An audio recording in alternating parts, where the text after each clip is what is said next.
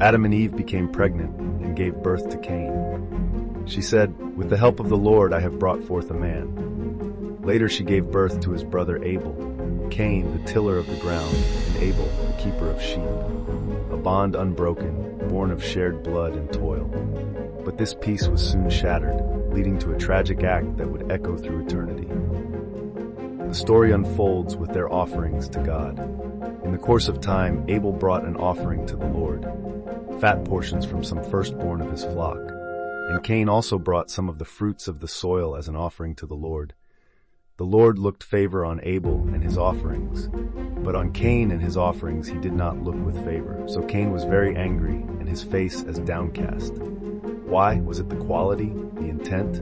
God said, "If you do what is right, will you not be accepted?" This rejection sparks the fire that changes everything. Cain's heart becomes a battlefield. Jealousy festers, growing claws that dig deep, and wounded pride blinds him to evil. In the shadow of his brother's favor, Cain feels only rage, and rage demands release. The stage is set for a confrontation neither will survive unscathed. God warns Cain, "Sin is crouching at your door. It desires to have you, but you must rule over it," a chance for redemption. But Cain closes his ears. He allows his anger to shape his next move, a decision that will forever define him. Under the open sky, Cain said to his brother Abel, "Let's go to the field."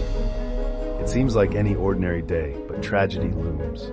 Words are spoken, tension ignites, and then silence, broken only by an unspeakable act. Cain strikes down his brother Abel, killing him, and the earth drinks the blood of the innocent. Abel's life is ended in a fleeting moment of rage, but Cain's guilt is eternal. The earth, once his ally as a farmer, now cries out against him.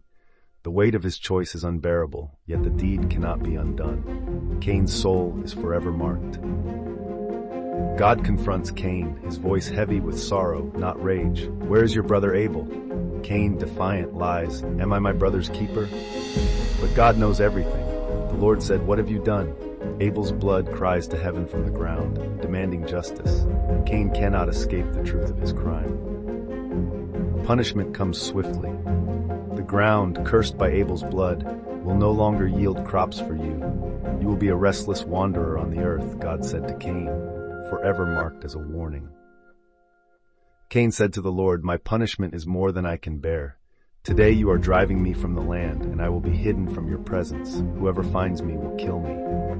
Yet, even in judgment, God shows mercy, placing a mark upon Cain to protect him from harm.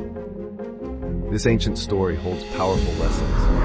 How often do we let envy, jealousy, or anger cloud our judgment? Cain's failure wasn't merely an act of violence. It began with his inability to master his emotions. It's a mirror reflecting humanity's struggles through the ages.